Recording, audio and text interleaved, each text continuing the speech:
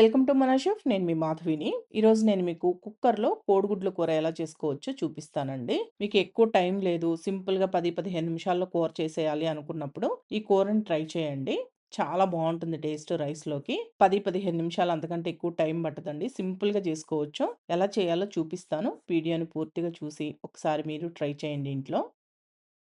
ఈ కోడిగుడ్ల కూర కోసం నేనిక్కడ 7 ఉడికించుకున్న గుడ్లు తీసుకున్నాను. ఇలా తీసుకున్న ఈ గుడ్లని నేనిక్కడ చూపించినట్లు ప్రతి గుడ్డుకి ఘాటు పెట్టుకోండి. ఇలా గుడ్లకి ఘాట్లు పెట్టడం వల్ల కూర లోపలి వైపుకి కూడా వెళ్ళి గుడ్డు టేస్ట్ బావుంటుంది. అన్ని గుడ్లకి ఈ విధంగా ఘాట్లు పెట్టి పక్కన పెట్టుకోండి. అలాగే మీడియం సైజ్ 5 ఉల్లిపాయలను తీసుకొని నేనిక్కడ చూపించినట్లు సన్నగా కట్ చేసి పెట్టుకోండి. మీకు ఎంత వీలైతే అంత సన్నగా కట్ చేసి పక్కన పెట్టుకోండి. ఇప్పుడు స్టవ్ పైన కుక్కర్‌ని పెట్టుకొని, దీంట్లో 3 లేదా 4 టేబుల్ స్పూన్ల ఆయిల్ వేసుకొని, ఈ ఆయిల్ లైట్‌గా కాగిన తర్వాత, మనం ఉడికించి ఘాట్లు పెట్టుకున్న గుడ్లని వేసుకోవాలి ఈ ఆయిల్‌లో. ఈ గుడ్లు వేసుకున్న తర్వాత దీంట్లోనే ఒక హాఫ్ టీ స్పూన్ పసుపు వేసుకొని, ఈ గుడ్లని వేయించుకోవాలి. గుడ్లు వేయించుకుంటే తినేటప్పుడు టేస్ట్ బావుంటాయండి. నేనిక్కడ చూపిస్తున్నాను కదా! కుక్కర్‌ని ఈ విధంగా వేయించుకుంటే మీకు అంటుకోకుండా బాగా చక్కగా వేగుతాయి గుడ్లనేవి. అంటే అన్ని వైపులు బాగా వేగుతాయన్నమాట. మీకలా వేయించుకోవడం కష్టంగా అనిపిస్తే గరిటె పెట్టి ఇలా తిప్పుతూ బాగా వేగనివ్వండి. ఇప్పుడు చూడండి గుడ్లు బాగా ఎర్రగా వేగాయి కదా! ఇలా వేగిన తర్వాత వీటిలన్నింటిని తీసేసి ఏదైనా ప్లేట్‌లో వేసి పక్కన పెట్టుకోండి. అలాగే మీకు గుడ్లు వేయించుకోవడం ఇష్టం లేకపోతే వేయించుకోకుండా డైరెక్ట్‌గా వేసుకోవచ్చండి.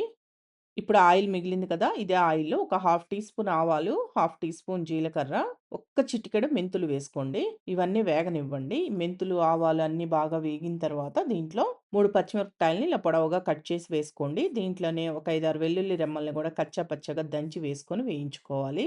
ఇప్పుడు వెల్లుల్లి కూడా కొద్దిగా వేగింది అనుకున్న తర్వాత మనం ముందుగా కట్ చేసి పెట్టుకున్న ఉల్లిపాయ ముక్కలన్నింటినీ వేసుకొని దీంట్లోనే ఒక 2 రెమ్మల కరివేపాకు కూడా వేసుకొని వేయించుకోండి. ఈ ఉల్లిపాయ ముక్కలు మరీ ఎక్కువ వేగాల్సిన అవసరం లేదు. మీడియం ఫ్లేమ్‌లో పెట్టి జస్ట్ ఒక 2 నిమిషాలు వేయించుకోండి. సరిపోతుంది. లైట్‌గా మెత్తబడితే సరిపోతుంది ఉల్లిపాయ ముక్కలనేవి. ఇప్పుడు చూడండి ఉల్లిపాయ ముక్కలు వేగాయి కదా! ఈ విధంగా వేయించుకోవాలి. మీరు టమాటా వేసుకోవాలి అనుకుంటే 1 లేదా 2 టమాటాల్ని ముక్కలుగా కట్ చేసి ఇప్పుడు వేసుకొని వేయించుకోండి. నేనైతే టమాటా వేయడం లేదు. ఉల్లిపాయ ముక్కలు ఇలా వేగిన తర్వాత 2:30 టీ స్పూను కారం వేశాను.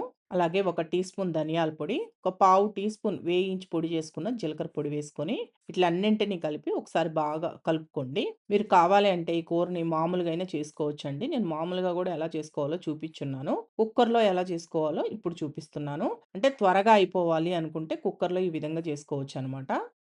ఇప్పుడు ఈ విధంగా మొత్తం కలుపుకున్న తర్వాత దీంట్లో చింతపండు రసం పోసుకోవాలి.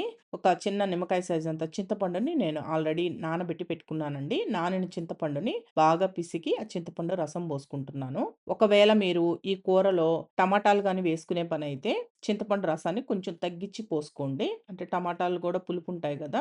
మరి ఎక్కువ చింతపండేస్తే మరి పుల్లగా అయిపోతుంది. అందుకని చూసుకొని వేసుకోండి. ఇప్పుడు దీంట్లోనే కొద్దిగా నీళ్లు గూడా పోసుకోవాలి. నేను ఈ కూర మొత్తానికి ఒక్క గ్లాస్ నీళ్లు మాత్రమే పోసానండి. నీళ్లు మరీ ఎక్కువ పోస్తే మీకు కూర అనేది చిక్కగా రాదు. కొద్దిగా పల్చగా వస్తుంది. అందుకని నీళ్లు కొంచెం తగ్గించే పోసుకోండి. ఇలా నీళ్లు కూడా పోసుకున్న తర్వాత దీంట్లో మీ రుచికి సరిపడా సాల్ట్ వేసుకొని కలుపుకోండి. ఒకవేళ కారం సరిపోలేదనిపిస్తే కారం గూడా కొద్దిగా వేసుకోండి. అంటే మీరు తీసుకున్న పులుపుకి తగ్గట్టు ఉప్పు, కారాలు కరెక్ట్‌గా ఉండాలి. అలా చూసుకొని వేసుకోండి.